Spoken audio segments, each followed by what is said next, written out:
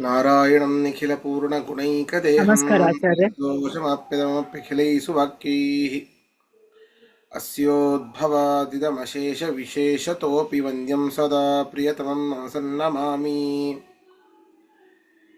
कृष्णाय वासुदेवाय हरये परमात्मने प्रणतः क्लेशनाशाय गोविन्दाय नमो नमः। अभ्रमं भङ्गरहितम् अजडं विमलं सदा आनन्दतीर्थमतुलं भजे तापत्रयापहम्। पृथ्वीमण्डलमध्यस्थाः पूर्णबोधमतानुगाः वैष्णवाः विष्णुहृदयाः तान्नमस्ये गुरुन्मम। तपस्वाध्यायशुश्रूषा कृष्णपूजारतं मुनिं विश्वेशम् इष्टदं वन्दे परिव्राट् चक्रवर्तिनम्। श्रीगुरुभ्यो नमः। हरिः ओम्।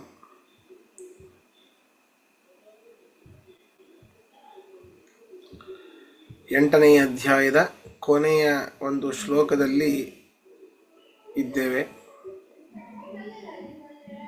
ಕೃಷ್ಣ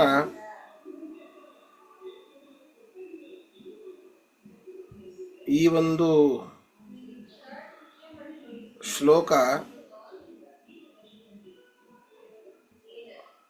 ಮತ್ತೆ ಈ ಎಂಟನೆಯ ಅಧ್ಯಾಯದ ಸಾರಭೂತವಾಗಿದೆ. ಅಧ್ಯಾಯೋಕ್ತವಾದ ಸಕಲ ವಿಷಯಗಳನ್ನು ತಿಳಿದವನು, ಅನೇಕ ವ್ರತಾಚರಣೆಗಳನ್ನು ಮಾಡಿದವನು ಇಂತಹ ಮಾರ್ಗದಲ್ಲಿ ಹೋದ ಭಗವಂತನನ್ನು ತಲುಪಬಹುದು. ಇದು ಸಾರ ಸಂಗ್ರಹ ರೂಪವಾದದ್ದು. ಅದನ್ನು ಹೇಳ್ತಾ ಇದೆ ಈ ಶ್ಲೋಕ. ವೇದೇಶು ಯಜ್ಞೇಶು ತಪಸ್ಸು ಚೈವ ದಾನೇಶು ಯತ್ ಪುಣ್ಯ ಫಲಂ ಪ್ರದಿಷ್ಟಂ ಅತ್ಯೇತಿ ತತ್ಸರ್ವಮಿದಂ ವಿದಿತ್ವಾ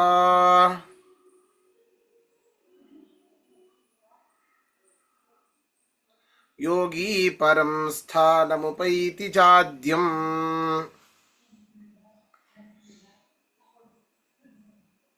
ಅಧ್ಯಾಯದಲ್ಲಿ ಎಲ್ಲ ವಿಷಯಗಳನ್ನು ತಿಳಿದವನು, ಪರಮಾತ್ಮನನ್ನು ಸಾಕ್ಷಾತ್ಕರಿಸಿಕೊಂಡವನು, ಅವನನ್ನು ಒಲಿಸಿಕೊಂಡು ವೇದಾಧ್ಯಯನ, ಯಜ್ಞಾನುಷ್ಠಾನ, ಬಹಳ ಕಠಿಣವಾದ ಚಾಂದ್ರಾಯಣಾದಿ ವ್ರತಗಳು, ತಪಸ್ಸಿನ ಆಚರಣೆ, ದಾನ, ಇವುಗಳು ಅಂತ ಏನೇನಿವೆನೋ, ಗಂಗಾ ಸ್ನಾನ ಮೊದಲಾದ ತೀರ್ಥಕ್ಷೇತ್ರಗಳ ದರ್ಶನ, ಭಗವಂತನ ಭಕ್ತರ ಪಾದ ಸೇವನ, ಏನೇನು ಅದ್ಭುತವಾದ ಕ್ರಿಯೆಗಳು ಅಂತಿವೇನೋ, ಯಾವ್ಯಾವ್ದು ಪುಣ್ಯದಾಯಕವಾದಂತಹ ಸತ್ಕರ್ಮಗಳು ಅಂತ ಇವೇನೋ, ಆ ಕರ್ಮಗಳಿಂದಾಗಿ ಬರುವಂತಹ ರಾಶಿಯ ಪುಣ್ಯದ ಫಲ ಏನಿದೆ, ಆ ಎಲ್ಲ ಫಲದಕ್ಕಿಂತಲೂ ಅತ್ಯಂತ ಫಲ ಯಾರು ಹೊಂದುತ್ತಾರೆ ಗೊತ್ತಾ? ಪರಮಾತ್ಮನನ್ನ, ಆ ಒಂದು ಮೋಕ್ಷವನ್ನು ಹೊಂದಿದವನು. ಆದರೆ ಆ ಎಲ್ಲ ಫಲಕ್ಕಿಂತ ಮೀರಿದವನು ಅವನಾಗಿರ್ತಾನೆ. ಯಾರು? ಯೋಗಿ. ಅತ್ಯುತ್ತಮವಾದ ಭಗವಂತನ ಸ್ಥಾನ ರೂಪವಾದ ಫಲ, ಈ ಎಲ್ಲ ಫಲಕ್ಕಿಂತ, ಈ ಒಂದು ನಶ್ವರವಾದ ಫಲಕ್ಕಿಂತ ಶಾಶ್ವತವಾದ ಫಲ ಅವನು ಹೊಂದುತ್ತಾನೆ. ಈ ಹೇಳಿದೆ, ವೇದಾಧ್ಯಯನ, ಯಜ್ಞಾನುಷ್ಠಾನ, ಕಠಿಣವಾದಂತಹ ಕರ್ಮಗಳ ಆಚರಣೆ, ತಪಸ್ಸಿನ ಆಚರಣೆ, ದಾನ ಮೊದಲಾದವುಗಳನ್ನು ಮಾಡಿದರೆ ಯಾವೊಂದು ಪುಣ್ಯ ಬರ್ತದೆ, ಆ ಎಲ್ಲ ಪುಣ್ಯವೂ ಕೂಡ ನಾವು ಸುಖದ ರೂಪವಾಗಿ ಬಂದು ಆ ಪುಣ್ಯದ ರಾಶಿ ನಾಶವಾಗಿ ಹೋಗುತ್ತೆ. ಈ ಎಲ್ಲ ಸತ್ಕರ್ಮಗಳ ಫಲ ಪುಣ್ಯ. ಆದರೆ ಪರಮಾತ್ಮನ ಸಾಕ್ಷಾತ್ಕರಿಸಿಕೊಂಡು ಏನು ಹೋಗ್ತಾನೆ, ಅದು ಮೋಕ್ಷಕ್ಕೆ, ಪರಂಧಾಮಕ್ಕೆ ಹೋಗ್ತಾನೆ ಆ ಯೋಗಿ, ಅದು ಶಾಶ್ವತವಾದ ಫಲ, ಅಂತಹ ಉತ್ತಮವಾದ ಫಲವನ್ನು ಅವನು ಹೊಂದುತ್ತಾನೆ ಅಂತ ಇದರಲ್ಲಿ ಹೇಳ್ತಾ ಇದ್ದಾರೆ. ಅರ್ಥ ಬರ್ಕೊಳ್ಳಿ.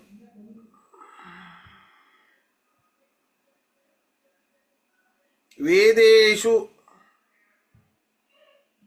ವೇದಾಧ್ಯಯನದ ಮೂಲಕ, ವೇದಾಧ್ಯಯನ ಇಷ್ಟೇ ಬರ್ಕೊಳ್ಳಿ ಬೇಗ.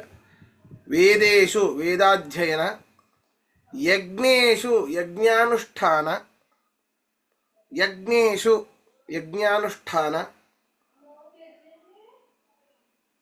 ತಪಸ್ಸು ಚೈವ ಕಠಿಣವಾದ ತಪಸ್ಸಿನ ಆಚರಣೆಯೂ, ತಪಸ್ಸು ಚೈವ ಕಠಿಣವಾದ ತಪಸ್ಸಿನ ಆಚರಣೆಯೂ,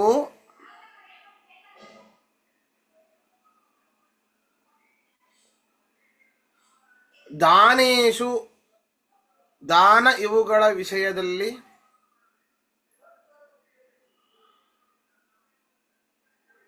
ದಾನೇಶು ದಾನ ಇವುಗಳ ವಿಷಯದಲ್ಲಿ,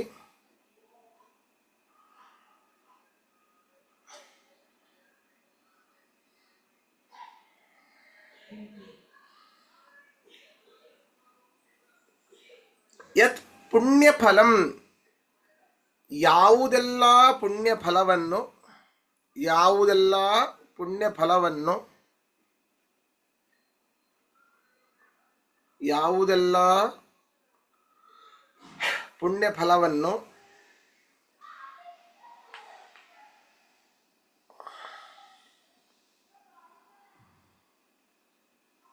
ಪ್ರದಿಷ್ಟಂ ನಿರ್ದೇಶಿಸಲ್ಪಟ್ಟಿದೆಯೋ, ಪ್ರದಿಷ್ಟಂ ನಿರ್ದೇಶಿಸಲ್ಪಟ್ಟಿದೆಯೋ,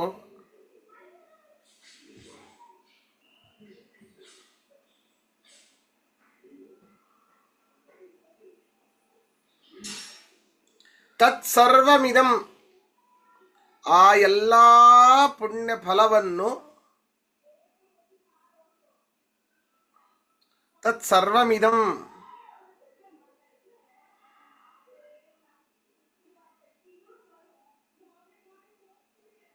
ಆ ಎಲ್ಲ ಪುಣ್ಯ ಫಲವನ್ನು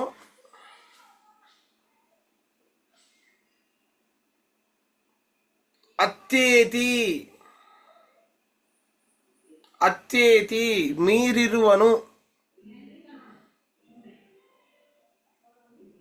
ಅತ್ಯೇತಿ ಮೀರಿರುವನು,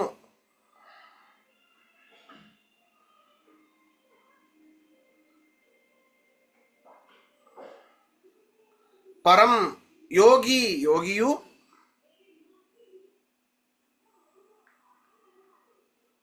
ಯೋಗಿ ಯೋಗಿಯು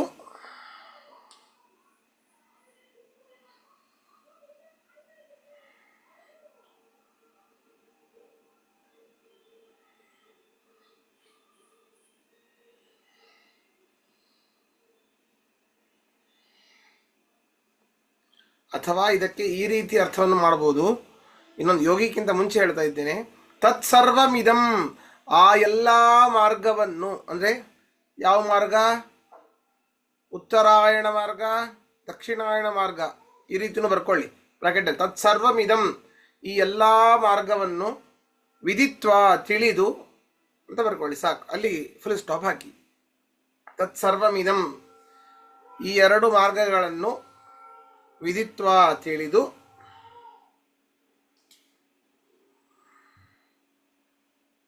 ಫುಲ್ ಸ್ಟಾಪ್.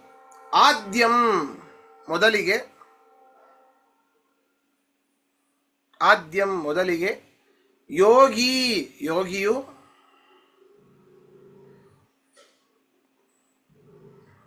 ಯೋಗಿ ಯೋಗಿಯು, ಪರಂ ಸ್ಥಾನಂ ಪರಮಾತ್ಮನ ಅತ್ಯುತ್ತಮವಾದ ಭಗವಂತನ ಸ್ಥಾನವನ್ನು, ಅರ್ಥಾತ್ ಮೋಕ್ಷವನ್ನು, ಅತ್ಯುತ್ತಮವಾದ ಭಗವಂತನ ಸ್ಥಾನವನ್ನು ಉಪೈತಿ ಹೊಂದುವನು, ಉಪೈತಿ ಹೊಂದುವನು.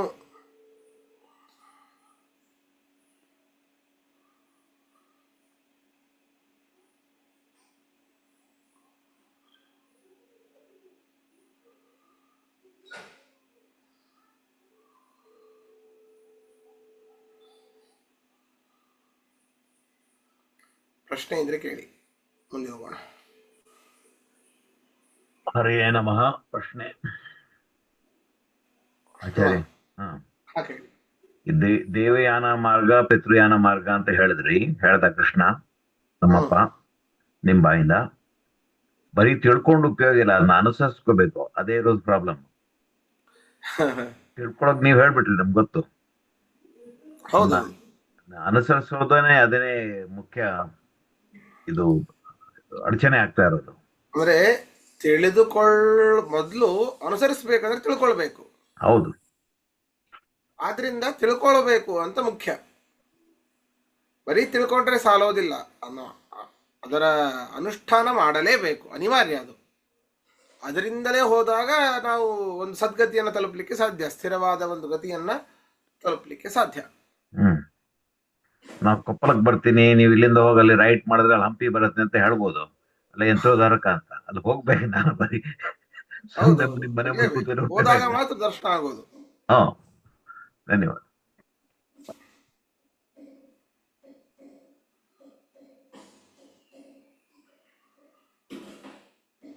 ಸರಿ, ಮುಂದೆ ಹೋಗೋಣ.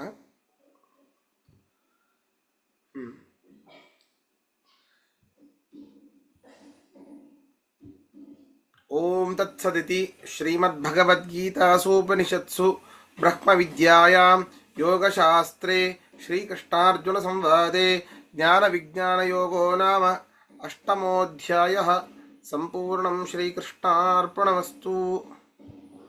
ಮುಂದಿನ ಅಧ್ಯಾಯ. ಶ್ರೀ ಭಗವಾನುವಾಚ ಇದಂ ತು ತೇ ಗುಹ್ಯತಮಂ ಪ್ರವಕ್ಷ್ಯಾಮ್ಯನುಸೂಯವೆ. ಕ್ಷಮಿಸಿ, ಪ್ರವಕ್ಷ್ಯಾಮ್ಯನಸೂಯವೆ. ಜ್ಞಾನಂ ವಿಜ್ಞಾನ ಸಹಿತಂ ಯಜ್ಞಾತ್ವಾ ಮೋಕ್ಷಸೇ ಶುಭಾತ್. ಪರಮಾತ್ಮ ಹೇಳ್ತಾ ಇದ್ದಾನೆ, ಏ ಅನಸೂಯನಾದ, ಅಸೂಯೆ ಇಲ್ಲದೇ ಇರುವಂತಹ, ದೋಷರಹಿತನಾಗಿರುವಂತಹ, ತತ್ವಜ್ಞಾನಕ್ಕೆ ಅಧಿಕಾರಿಯಾಗಿರುವಂತಹ ಅರ್ಜುನನೇ, ನಿನಗೆ ನಾನು ಒಂದು ವಿಷಯವನ್ನು ಹೇಳುತ್ತೇನೆ. ಆ ಒಂದು ವಿಷಯವನ್ನ 7ನೇ ಅಧ್ಯಾಯದಲ್ಲಿ ಹೇಳಿದ್ದ. ಸಾಧಿಭೂತಾಧಿದೈವಂ ಮಾಂ ಸಾಧಿಯಜ್ಞಂ ಚಯೇ ವಿದುಹು ಅಂತ ಹೇಳಿದ್ದ. ಅದರ ಬಗ್ಗೆ ಸ್ವಲ್ಪ ಈಗ ಡೀಟೇಲ್ ಆಗಿ ಹೇಳ್ತಾ ಇದ್ದಾನೆ. ಸಾಧಿಭೂತ, ಸಾಧಿದೈವ ಅಲ್ಲಿ ಹೇಳಿದ್ದೆ, ಇದನ್ನ ಮುಂದಿನ ಅಧ್ಯಾಯದಲ್ಲಿ ಹೇಳ್ತಾನೆ ಅಂತಲೂ ಹೇಳಿದ್ದೆ. ಈಗ ಇಲ್ಲಿ ಹೇಳ್ತಾ ಬರ್ತಾ ಇದ್ದಾನೆ. ನಾನು ಯಾವುದನ್ನ ಹೇಳ್ತೇನೋ ಅದನ್ನ ನೀನು ಸರಿಯಾಗಿ ತಿಳಿದರೆ ಈ ಒಂದು ಅಶುಭವಾದ, ಕಷ್ಟದಿಂದ ಭರಿತವಾದ, ಹೆಜ್ಜೆ ಹೆಜ್ಜೆಗೂ ದುಃಖ ಇರುವಂತಹ ಈ ಒಂದು ಸಂಸಾರದಿಂದ, ಕೆಟ್ಟ ಸಂಸಾರದಿಂದ ನೀನು ಮುಕ್ತಿ ಪಡೆಯಬಹುದು, ಮುಕ್ತಿ ಪಡೆಯಲು ಸಮರ್ಥನಾಗ್ತೀಯ ಅಂಥದ್ದನ್ನು ನಾನು ನಿರೂಪಿಸುತ್ತೇನೆ. ಅದು ಬಹಳ ಬಹಳ ಸೀಕ್ರೆಟ್. ಗುಹ್ಯತಮಂ ಇದಂತು ತೇ ಗುಹ್ಯತಮಂ, ಸಕಲ ಪ್ರಮೇಯಗಳಲ್ಲೂ ಬಹಳ ಗುಹ್ಯವಾದದ್ದು ಇದು. ಆದ್ದರಿಂದ ಅವಶ್ಯವಾಗಿ ನೀನು ತಿಳಿಯಲೇಬೇಕು.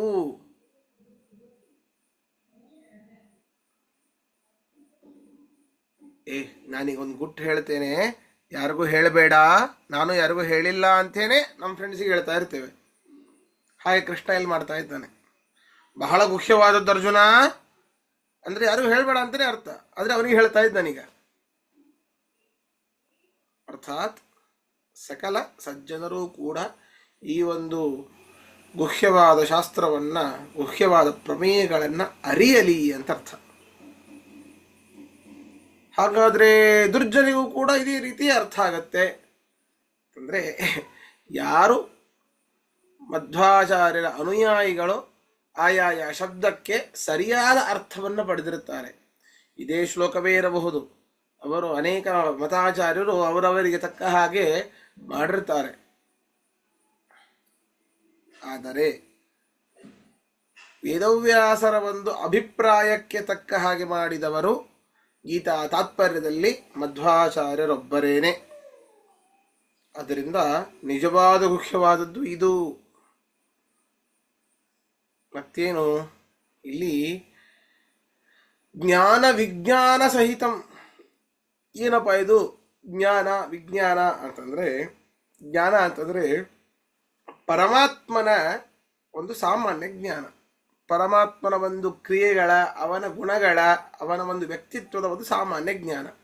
ವಿಶೇಷ ಜ್ಞಾನ ಅಂದರೆ ಪರಮಾತ್ಮನ ಅದೇ ವಿಶಿಷ್ಟವಾದ ಅನೇಕ ವಿಷಯಗಳು ಉಳ್ಳಂತಹ, ಅನೇಕ ಗುಣಗಳಿಂದ ಕೂಡಿರುವಂತಹ ಕ್ರಿಯೆಗಳ ಬಗ್ಗೆ ಬರುವಂತಹ ಜ್ಞಾನ. ಜ್ಞಾನ ವಿಜ್ಞಾನ ಸಹಿತಂ ಯಜ್ಞಾತ್ವ ಮೋಕ್ಷಸೇ ಅಶುಭಾತ್. ಈ ಅಶುಭವಾದ ಕೊಳಕಾದ ಸಂಸಾರದಿಂದ ನೀನು ಮುಕ್ತಿ ಪಡೆಯಬಹುದು ಅಂತ ಕೃಷ್ಣ ಹೇಳ್ತಾ ಇದ್ದಾನೆ. ಅರ್ಥ ಬರ್ಕೊಳ್ಳಿ.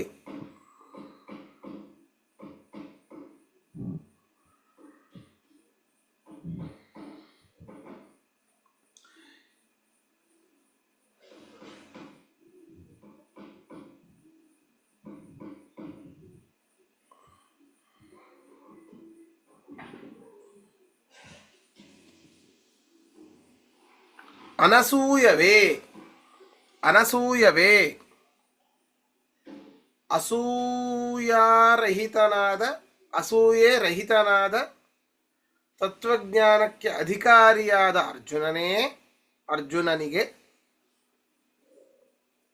ಅಸೂಯಾರಹಿತನಾದ ತತ್ವಜ್ಞಾನಕ್ಕೆ ಅಧಿಕಾರಿಯಾದ ಅರ್ಜುನನಿಗೆ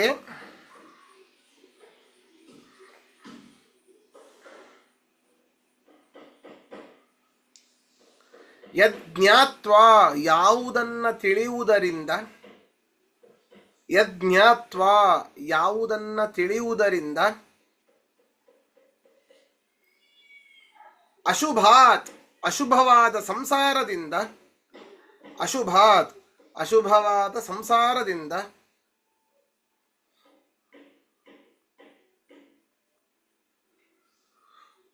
ಮೋಕ್ಷಸೆ ಮುಕ್ತಿ ಪಡೆಯಲು ಸಮರ್ಥನೆನಿಸುವೆಯೋ ಅಥವಾ ಮುಕ್ತಿ ಪಡೆಯಲು ಸಮರ್ಥನಾಗುವಿಯೋ, ಮೋಕ್ಷಸೆ ಮುಕ್ತಿ ಪಡೆಯಲು ಸಮರ್ಥನಾಗುವೆಯೋ, ತತ್ ಅಂತಹ, ಇದಂ ತುತೆ ಅಂತಹ ಅಂತ ಬರ್ಕೊಳ್ಳಿ, ಇದಂ ತುತೆ ಅಂತಹ, ಗುಹ್ಯತಮಂ ಅತ್ಯಂತ ರಹಸ್ಯವಾದ,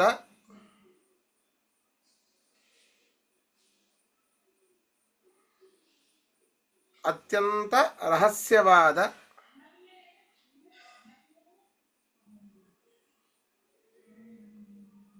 ಜ್ಞಾನ ವಿಜ್ಞಾನ ಸಹಿತಂ, ಜ್ಞಾನ ವಿಜ್ಞಾನ ಸಹಿತಂ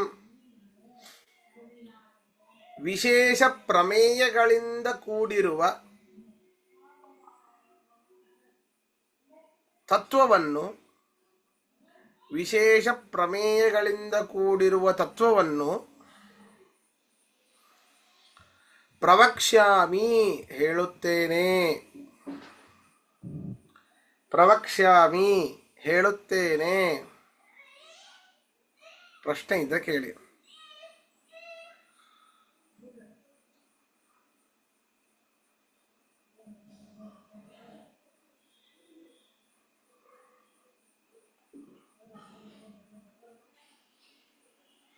ಸರಿ, ಮುಂದೆ ಹೋಗೋಣ.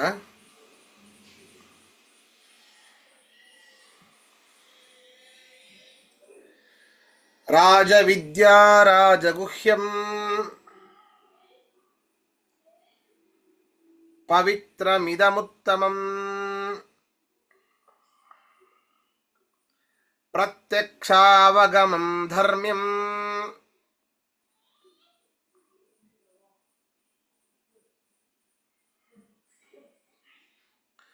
ಸುಸುಖಂ ಕರ್ತುಮವ್ಯಯಂ.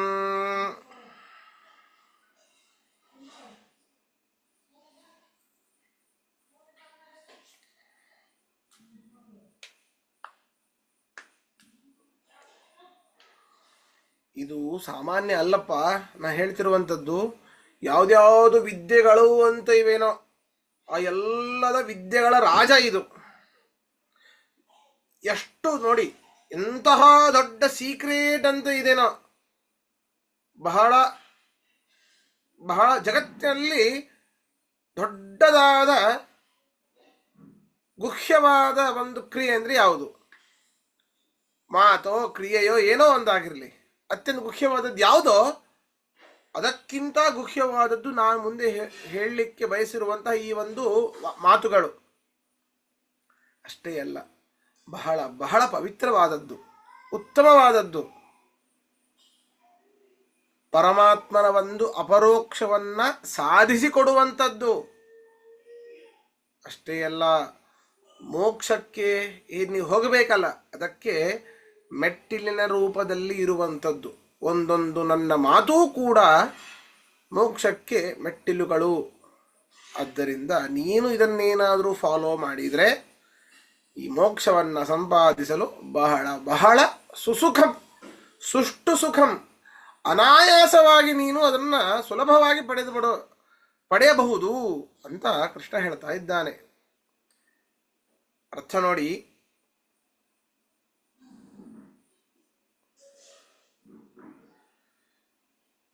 ಇದಂ ಮುಂದೆ ಹೇಳಲಿರುವ ಪರಮಾತ್ಮನ ನನ್ನ ಮಾತುಗಳು. ಇದಂ ಮುಂದೆ ಹೇಳಲಿರುವ ನನ್ನ ಮಾತುಗಳು.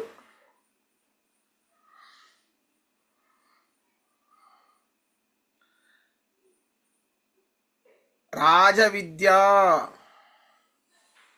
ಎಲ್ಲ ವಿದ್ಯೆಗಳಲ್ಲಿ ಪ್ರಧಾನ ವಿದ್ಯೆ ಎನಿಸಿದೆ. ಎಲ್ಲ ವಿದ್ಯೆಗಳಲ್ಲಿ ಪ್ರಧಾನ ವಿದ್ಯೆ ಎನಿಸಿದೆ.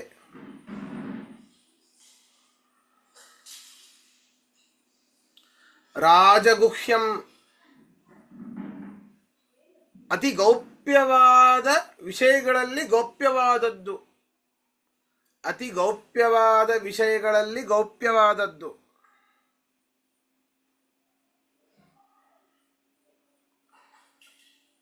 ಪವಿತ್ರಂ, ಅತ್ಯಂತ ಪವಿತ್ರವಾದದ್ದು. ಅತ್ಯಂತ ಪವಿತ್ರವಾದದ್ದು. ಉತ್ತಮಂ, ಸರ್ವೋತ್ತಮವಾದದ್ದು. ಉತ್ತಮಂ, ಸರ್ವೋತ್ತಮವಾದದ್ದು.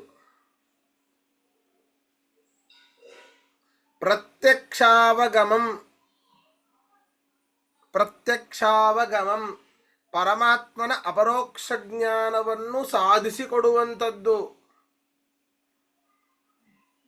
ಪರಮಾತ್ಮನ ಅಪರೋಕ್ಷ ಜ್ಞಾನವನ್ನು ಸಾಧಿಸಿಕೊಡುವಂಥದ್ದು.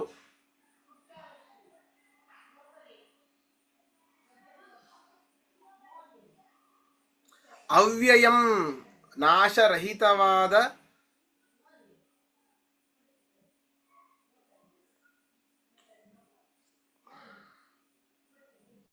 ನಾಶರಹಿತವಾದ ಧರ್ಮ್ಯಂ, ಧರ್ಮರೂಪವಾದ ಮೋಕ್ಷಕ್ಕೆ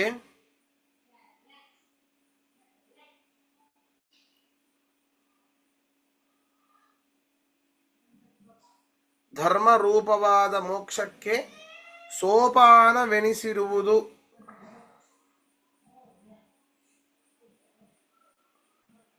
ಸೋಪಾನವೆನಿಸಿರುವ ಈ ಒಂದು ವಿದ್ಯೆಯು, ಈ ಒಂದು ವಿಷಯವು ಅಂತ ಬರ್ಕೊಳ್ಳಿ, ಈ ಒಂದು ವಿಷಯವು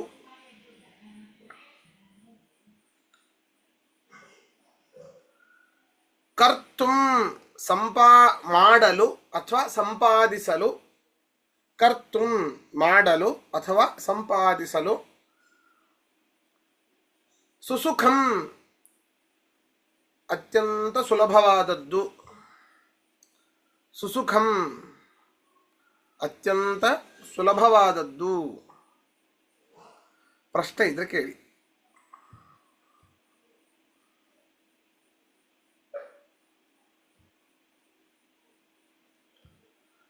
ಕೃಷ್ಣ ಕೇಳ್ತಾ ಇರೋದು ಜ್ಞಾನ ವಿಜ್ಞಾನ.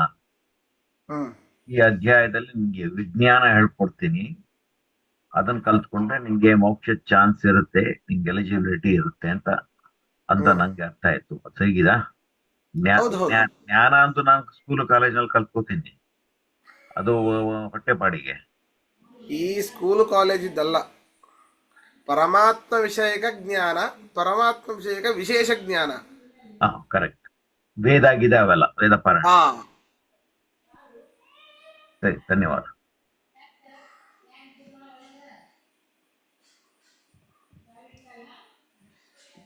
ಸರಿ. ಹಾಗಾದ್ರೆ ಇವತ್ತಿನ ಪಾಠ ಇಲ್ಲಿ ಮುಗಿಸೋಣ. ಶ್ರೀಕೃಷ್ಣಾರ್ಪಣಮಸ್ತು. ಮಧ್ವೇಶ